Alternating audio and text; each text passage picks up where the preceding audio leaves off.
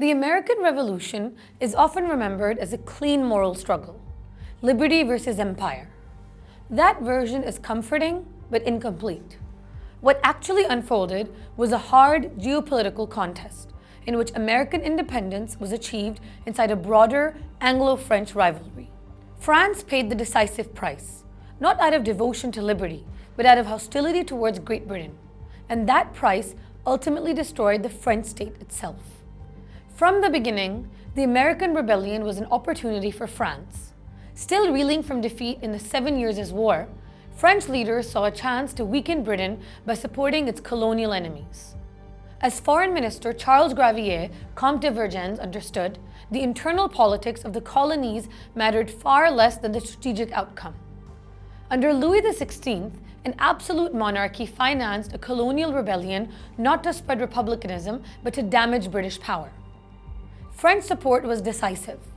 Beginning covertly in 1776 and openly after 1778, France poured money, arms, troops, and most critically, naval power into the American war effort.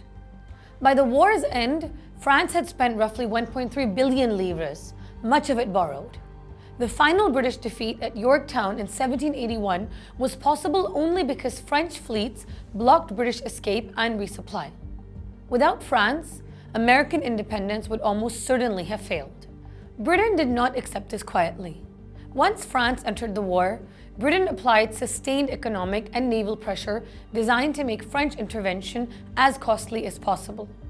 British naval dominance disrupted French trade, raised insurance rates, constrained credit, and forced France to borrow under worsening terms. Britain's aim was not to spark revolution in France, but to force France to pay dearly for opposing British interests. Here, structural differences mattered. Britain could sustain war debt. Its parliament, tax base, and credit system allowed it to absorb enormous costs. France could not. Its tax system exempted elites, relied on short-term borrowing, and lacked political legitimacy. British pressure did not create these weaknesses, but it accelerated their collapse. When the American War ended in 1783, Britain lost colonies but retained financial stability. France won prestige and gained nothing else. Interest payments soon consumed more than half of state revenue. Attempts at reform failed. Finance ministers such as Jacques Necker warned publicly that the state was nearing insolvency. By 1788, France was effectively bankrupt. The summoning of the Estates General in 1789, an act not taken since 1614, was the final admission that the monarchy could no longer govern. This is where revolutionary ideology entered, not as cause, but as accelerant. Political ideas used to justify rebellion abroad now collided with hunger, debt, and institutional paralysis at home. The French Revolution was not simply inspired by American ideals. It was triggered by the unpaid cost of using those ideals as weapons against Britain. It is also essential to strip away the myth that these revolutions were fights to end slavery. Neither the American revolutionaries nor their French supporters entered these wars with abolition as a serious objective. In America, slavery was preserved deliberately to maintain unity and protect property. Revolutionary liberty meant freedom from British rule, not freedom from bondage. In France, support for American independence came from a monarchy deeply dependent on slave wealth, especially from colonies like Saint-Domingue. Revolutionary declarations of universal rights did not free the enslaved. Abolition came only when enslaved people revolted and made slavery militarily untenable. And even then, it proved reversible.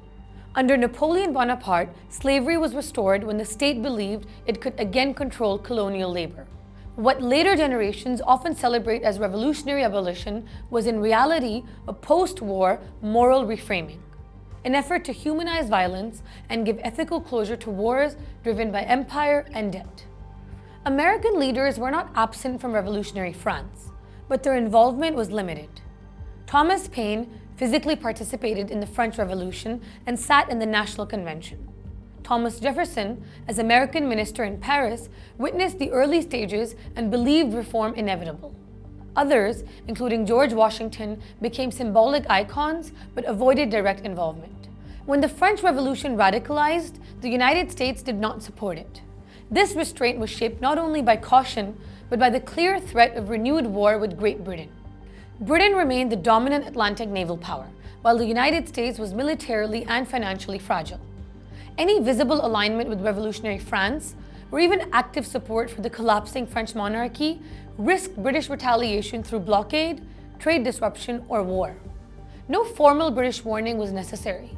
The imbalance of power made the consequences obvious.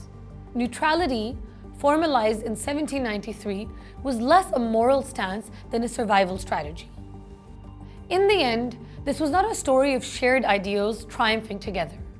It was a story of power, debt, and blowback. France helped America defeat Britain. Britain ensured France paid dearly for that choice. France won abroad and collapsed at home. American independence was secured, but the bill came due in Paris. History, stripped of romance, is often a ledger, and in this case, France paid for American independence with its own collapse.